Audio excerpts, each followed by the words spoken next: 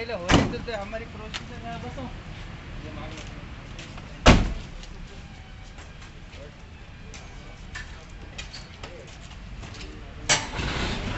स्वतःचं Facebook account वापरलं नाही, त्यांनी फेक फेसबुक अकाउंट तयार केलं। विशेष म्हणजे ही हद्दच झाली होती।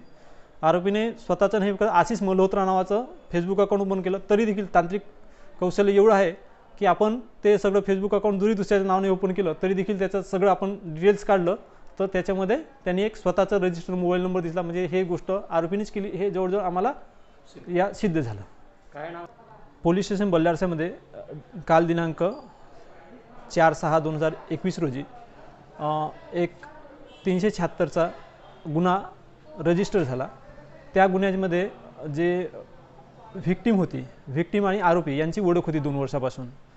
आरोपी हा नेहमी वारंवार तिला ब्लॅकमेलिंग करायचा आणि तुझी बदनामी करतो अशा पद्धतीचं तो बोलायचा। या बदनामीच्या भीतीपोटी व्हिक्टिम हिने घरी देखील कोणाला हे माहिती दिली नाही आणि कुठंच ती त्याबद्दल वाच्यता केली नाही। दिनांक 27 तारखेला तिला सांगितलं की तू महाकाली मंदिरला चंद्रपूरला जायचं आहे। फिर्यादीने सुरुवातीला नकार दिला, तरी देखील त्यांनी खूप जबरी केली व तिला चंद्रपूर येथे घेऊन गेला। येताना एका जंगलामध्ये घेऊन गेला आणि जंगलामध्ये तिला मारहाण केली। ती घटना घडल्याच्या नंतर परत 1 तारखेला 1/6/2021 रोजी परत तिला घरून घेऊन गेला, जंगलामध्ये गेला, तिचे वस्त्र फाडलेत आणि अर्धनग्न स्थितीमध्येचे फोटो व्हिडिओ त्यांनी बनवलेत। त्यानंतर तिच्यात रेप देखील केला आहे। त्या घटनेच्या पश्चात आरोपीने दिनांक 3/6 रोजी फिर्यादीच्या घरी गेला, मला तुला लग्न करायचं आहे अशा पद्धतीने त्यांनी बोललं। तर तेव्हा फिर्यादी म्हटली की तू मला मागच्या वेळेस जातीवाचक शिवीगाळ केली होती, हे केलं होतं, मग तुझ्यासोबत लग्न करू शकत नाही, तुला माझ्या मनाच्या विरुद्ध सगळ्या काही गोष्टी केल्यात। तरी देखील फिर्यादीने त्याच वेळेस ब्लेडने त्याचा स्वतःचा हात देखील कापून घेतला, म्हणजे भीती दाखवण्यासाठी।